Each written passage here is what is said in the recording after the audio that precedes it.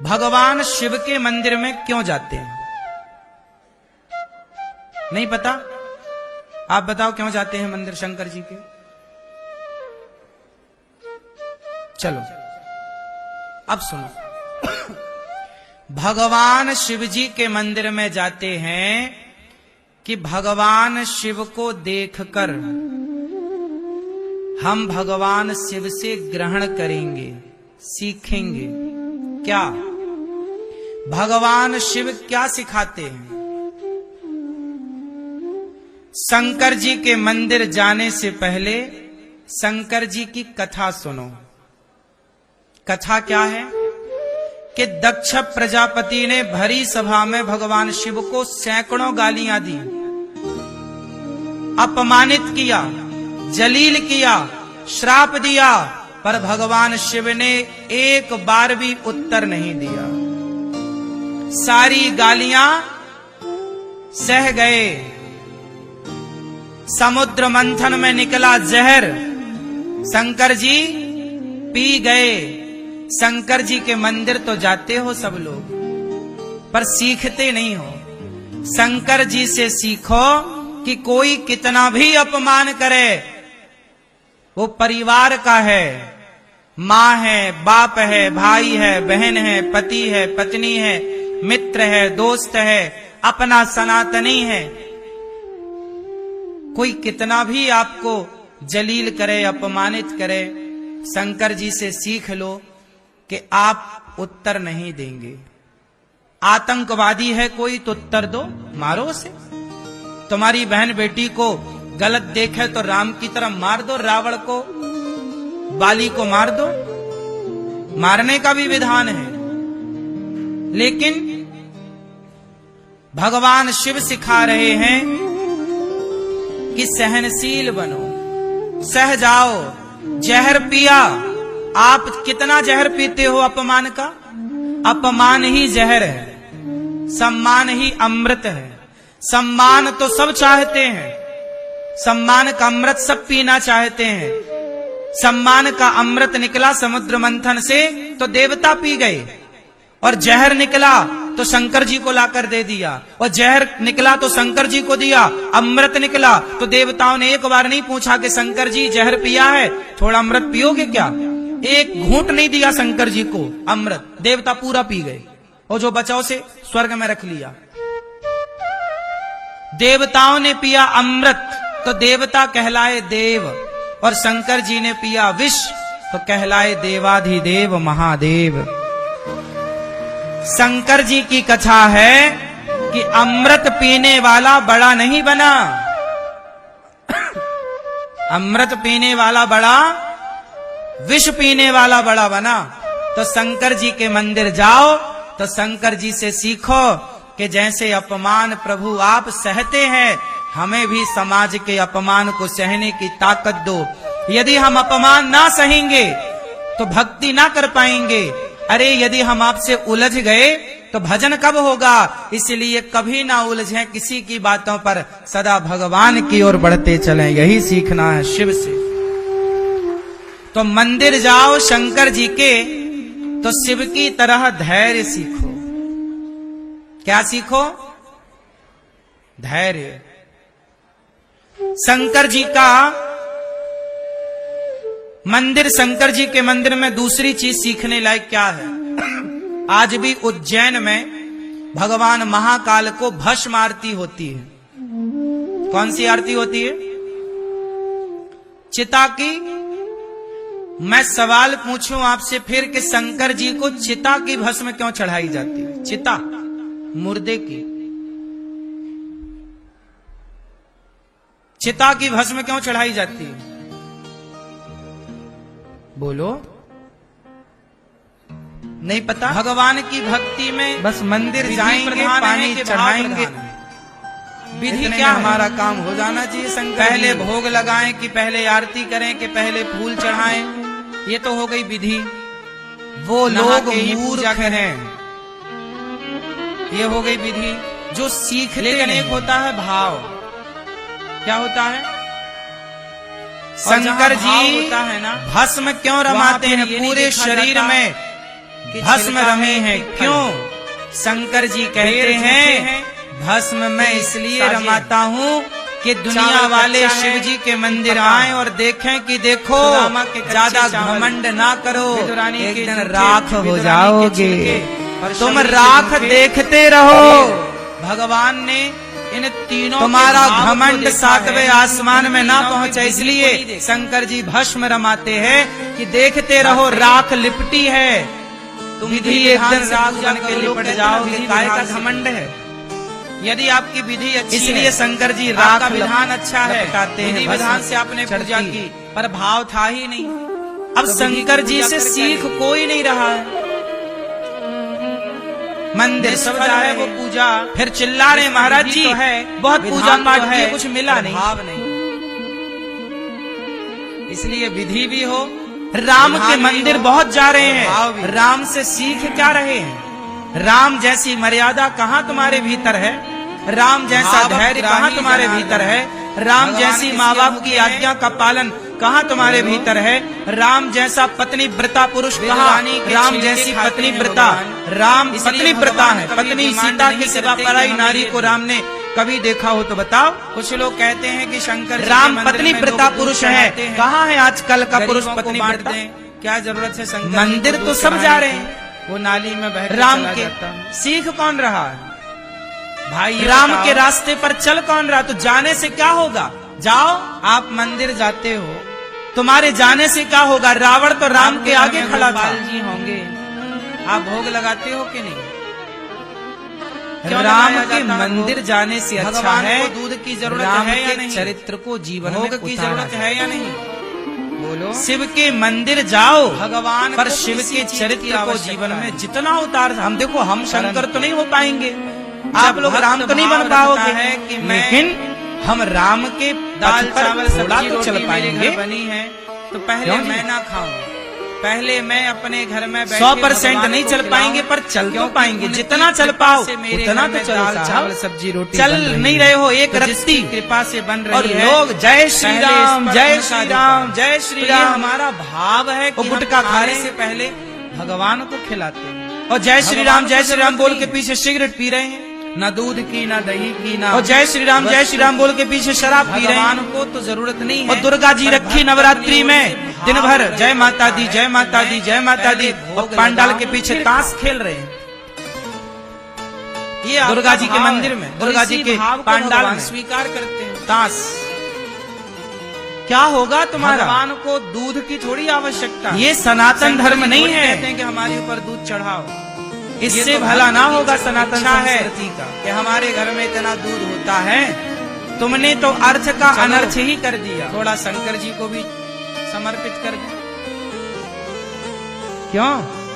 पहले तो दूध की नदियां बहती थी घर घर, नदियां मतलब बहुत दूध होता था सबके घर में 20-20 गाय। वृंदावन आए हो 50 गाय थी, दूध बहुत था। काहे के लिए आए हो? क्या पानी आए नहीं खबता था, पिए ना पीता था, दूध दही। यहाँ वृंदावन में लोग शंकर जी पे चढ़ाते भाव से कि भाई राधा की तरह घर में गैया मैया है, त्याग है, तो पहले आप भोग लगाओ। राधा की तरह इंतजार है, राधा की तरह धैर्य है, 100 वर्षों का वियोग है, चढ़ाने से रोती नहीं। इसका मतलब एक महिला ने मेरे से प्रश्नोत्तरी में पूछा, करते ही आपने भी शायद वो ग्रहण सुनी हो, नहीं सुनी हो तो तुम्हारे लिए वो पत्थर है। एक महिला हमारे मेरे से कहा को क्या दूध की आवश्यकता, मेरे पति जेल चले, लेकिन जब भाव तो 4 साल जेल में रहे तो मैंने पराये आदमी से संबंध बना लिया, लेकिन वही नारियल जब भगवान को समर्पित हो क्यों बना लिया? अरे महाराज जी हमारी मजबूरी थी। क्या बन जाता है? क्या मजबूरी थी? बोले भाव बदल गया। सोचो उसी तरह यदि आप ये संसार के स्त्री और पुरुष, मैं सबको नहीं कह रहा हूँ, आप तो गंगा की तरफ पवित्र हैं सब लोग। जब आप ये मानो कि भगवान है, लेकिन भगवान मान कर मन से एक बार भगवान स्वीकार करेंगे तब तो चढ़ाना सार्थक हुआ कि तुम, वरना तो फिर स्त्री के बिना फेंके भाई, तुम पुरुष के बिना कितने वर्ष रह। भाव तो हो गया खत्म, जब भाव हो गया खत्म तो बचा पत्थर, तो फिर बहता हुआ दूध। तुम सामान्य स्त्री सामान्य पुरुष के बिना नहीं रह पाती, तुम्हारा मन गरीबों में बांटो, बांटना बुरा नहीं लगता। गौरी गोपाल आश्रम में तो हजारों राधा रानी ने जिन कृष्ण से प्रेम किया, जब वो कृष्ण छोड़ कर गए उस समय कृष्ण की उम्र 10.5 वर्ष की बातें हैं।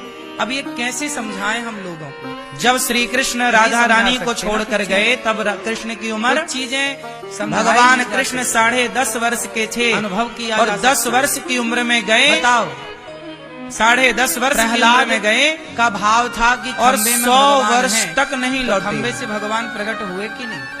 कितने वर्ष तक नहीं लौटे? 100। पानी तो पानी होता है, पर जब भगवान को नहला 100 वर्षों तक राधा रानी उन कृष्ण के लिए रोती रही। कोई और होता, यात्रा तो यात्रा होती है, तो लेकिन और भी तो भगवान से जुड़ जाती है यात्रा, तो वही तीर्थ यात्रा बन जाती है। भाव बन गया ना कि हम तीर्थ जा रहे हैं। ये वृंदावन यही तो सिखा रहा है। वही लगा, वृंदावन आए हो तो क्या सीखने? कृष्ण का मंदिर क्या सिखाता है? राधा रानी को देखा करो कृष्ण के बगल में खड़े हुए। ये बताओ, तो राधा रानी को देखकर एक बार ये क्या है? प्रेम राधा रानी से लिया करो कि माँ इसमें क्या है? आपका मन कृष्ण के सिवा आप बताओ कहीं स्वप्न में भी कहीं और ना गया, ऐसा ही माता मेरा भी मन आपके चरणों के सिवा, श्याम सुंदर के चरणों के सिवा कभी कहीं ना जाए। इंतजार कितना भी लंबा हो, इसमें सुगंध है और क्या है? पर मन कहीं आपके चरणों के सिवा भागे ना। ये कृष्ण का मंदिर मैसेज दे रहा है, पर मैसेज ले कौन रहा है? ठीक है, आपका भाव है कि आप चढ़। आजकल के छोरा छोरी तो क्या कहते हैं, तुम मेरी राधा बन जाओ, भी तो है, मैं तुम्हारा कृष्ण बन जाऊं। आजकल के लड़का लड़की तो भोग विलास के लिए इसमें राधा और कृष्ण के नाम का प्रयोग शायद आप लोग नहीं देख पा रहे, और वो अर्थ का अनर्थ यही तो है। राधा इसमें सुगंध है, कौन है इसमें रंग है, ये गुलाब है, भोग विलास की कामना पूर्ति करने के लिए राधा कृष्ण का नाम ले लेके आज कितने लड़के लड़कियां, क्या है इसमें? शहद, हनी। ये वैलेंटाइन डे गया, वैलेंटाइन डे के नाम पर देखो तुम मेरी राधा बन जाओ, मैं तुम्हारा। क्या है इसके अंदर?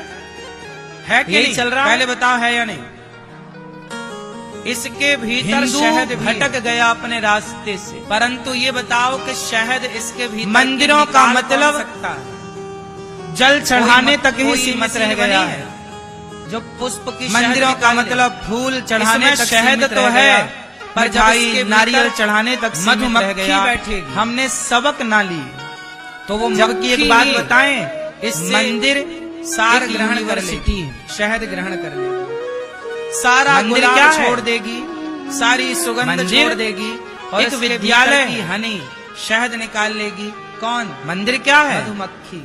एक विद्या का मंदिर है, वो विद्या भगवान श्री राम ने अपने जीवन में जो किया है, तो मधुमक्खी अब हमारे लिए तो कैस का वजन कम होगा। मंदिर बन गया राम का, मतलब अब राम के आदर्शों पर चल, और मक्खी शहद निकाल ले। मंदिर कृष्ण का गुलाब से मतलब श्री कृष्ण के आदर्श निकाल लेती है, उसी मंदिर शिव का मतलब शिव के आदर्शों पर चलना है। शंकर जी हैं। एक बात बताओ, एक आदमी है जो शंकर जी पे पानी चढ़ा रहा है, और एक आदमी है जो शिव के आदर्शों पर चल रहा है। बताओ शिव किस पर प्रसन्न कर लेते हैं?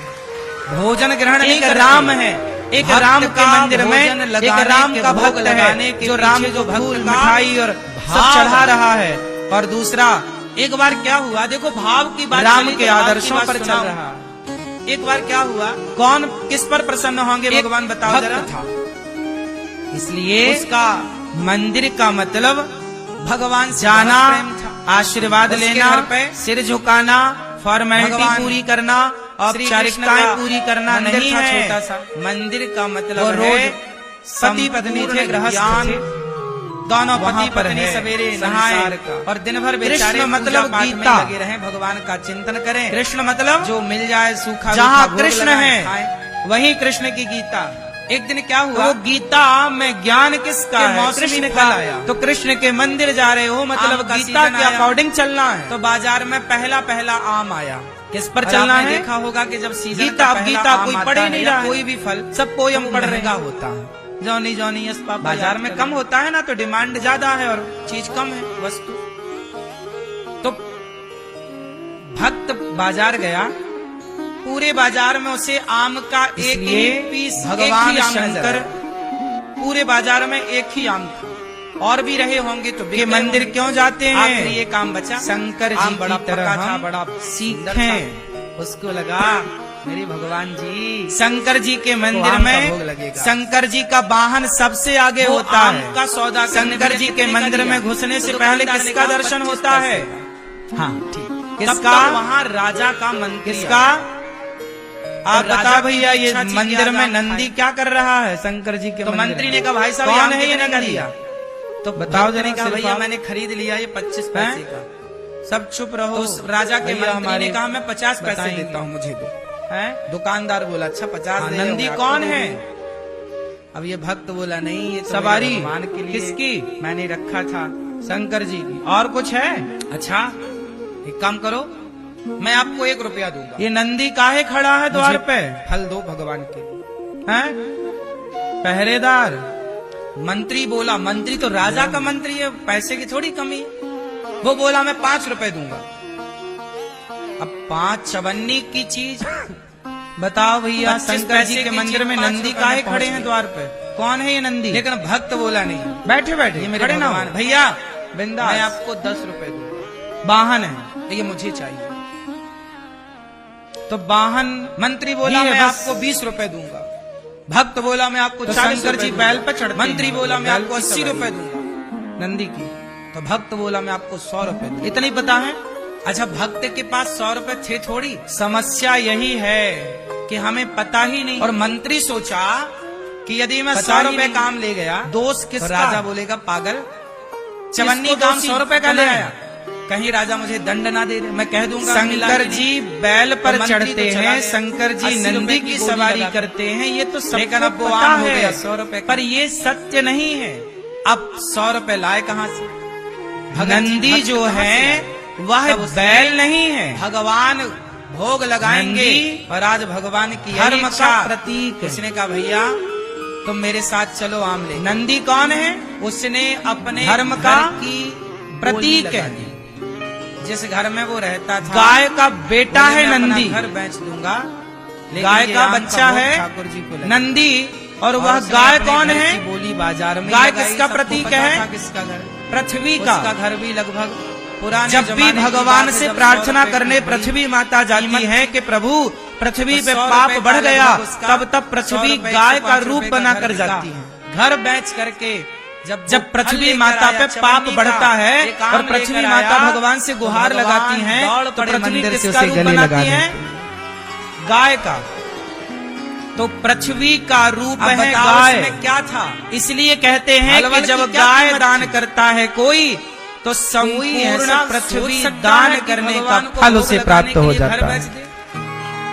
इसलिए गौदान होता है। देखते हैं कि आपका भाजपा क्योंकि खीर बनाती हो ना, पृथ्वी का प्रतीक है से और बैल भगवान के लिए। नंदी कितने धर्म का प्रतीक है। किसका प्रतीक है? भगवान। इसलिए अभी आपने देखा होगा हमारी नई संसद भवन में सेंगोल का जिक्र आया। क्या आया? सेंगोल। ये टीवी पे देखो, भगवान ये सेंगोल है। लोग कहते हैं एक राजा दूसरे राजा को सेंगोल देता था। इस सेंगोल में देखो नंदी महाराज बने हुए हैं। तुम्हारा ये नंदी कौन है? धर्म ही नहीं है, तुम समझ ही नहीं पाओगे। शंकर जी बैल पर नहीं चढ़ते, शंकर जी बैल की सवारी नहीं करते, मधु शंकर जी धर्म पर चढ़ करके जाते हैं। शहद किस पर आरूढ़ होते हैं? किस पर? हाँ, ग्रहण करता। धर्म के 4 पांव होते हैं। नंदी के कितने पांव हैं? पीना अलग है 4। धर्म के भी 4 चरण होते हैं। कौन कौन से? खाना पीना अलग है, सत्य। उसी तरह दया, भगवान का खाना पीना अलग है। भगवान भक्त के भीतर के धर्म के 4 चरण ग्रहण। भाव का भूखा हूँ मैं, भाव ही धर्म है, पर भाव से धर्म है तो भव से बेड़ा दान धर्म है। रोजाना इसी तरह का वीडियो देखने के लिए आप लोग हमारे इस चैनल से दया धर्म का मूल है और चैनल को सब्सक्राइब कर। तो शंकर जी धर्म पर चढ़ते हैं। इसलिए शंकर जी के मंदिर में द्वार में कौन है? नंदी। मतलब शिव के मंदिर जाने से पहले, शिव का दर्शन होने से पहले आपको नंदी का दर्शन होगा। मानो मैसेज है कि शंकर जी तक पहुंचने के लिए पहले धर्म का साथ लो, धर्म को देखो, धर्म का रास्ता अपनाओ और धर्म के रास्ते पर चलोगे तो शिव मिलेंगे। इसलिए पहले नंदी का दर्शन होता है, फिर शिव का दर्शन होता है। पहले धर्म पर चलो, पहले धर्म का दर्शन करो, फिर शिव का दर्शन करने के अधिकारी आप होंगे। अब धर्म का आचरण तो है नहीं, तो शिव के दर्शन का लाभ क्या? समझते नहीं कोई। तो शंकर जी धर्म पर सवार होते हैं। नंदी कौन है? धर्म। इसलिए शंकर जी के मंदिर में जो नंदी है, वो नंदी के कितने पांव बाहर दिखते हैं? ध्यान से देखा आपने? कितने पांव दिखते हैं नंदी के? जो नंदी शंकर जी के मंदिर में कितने पांव बाहर हैं? सिर्फ एक। शंकर जी के मंदिर में जो नंदी है, ध्यान से देखना, उनका एक पांव बाहर की ओर होता है, ऐसे आगे, और 3 पांव अंदर की ओर मुड़े होते हैं। क्यों? एक पांव बाहर क्यों है? 2 क्यों नहीं है? एक ही क्यों है? कारण है क्योंकि कलयुग में धर्म के 3 पांव टूट चुके हैं। कलयुग में धर्म के 3 पांव टूट चुके हैं। एक पांव के बल पर खड़ा है नंदी, मतलब धर्म एक पांव के बल पर खड़ा है। कलयुग में क्या टूट गया? सत्य टूट गया। इस कलयुग में अब सत्य कोई नहीं बोलता। कोई नहीं बोलता का मतलब है कोई विरला, करोड़ों में कोई एक, कहां ढूंढे उसे? सत्य बोलने वाला कोई नहीं। सत्य टूट गया। दया, इस कलयुग में अब दया कहां है? माँ बाप भी इतने निर्दयी हो गए हैं कि बच्चे को पेट में ही मरवा देते हैं। आदमी मछली खा रहा है मार के, दया होती तो काहे खाता? कुत्ता खा जाता है मार के, बकरा खा जाता है मार के, गैया खा जाता है मार के, सांप बिच्छू खा रहे मार के, सब तो खा रहा। आदमी को खा रहा है मार के। दया टूट गई, इसलिए नंदी के 2 पांव टूट गए। तीसरा और तपस्या इस कलयुग में कौन कर रहा? तपस्या हो ही नहीं पा रही है। जरा सा कष्ट नहीं उठा सकता आज का आदमी।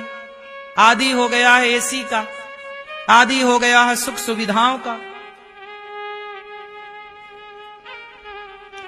कलयुग में 3 पांव टूट गए, केवल एक पांव बचा है, दान।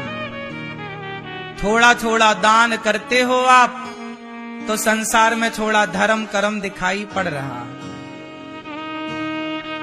दान के बल पर सब टिका हुआ है, वरना ये भी जिस दिन चला जाएगा तो धर्म रसातल में चला जाएगा। रोजाना इसी तरह का ज्ञान का वीडियो देखने के लिए आप लोग हमारे इस YouTube चैनल से जुड़े रहें और चैनल को सब्सक्राइब जरूर कर लें दोस्तों।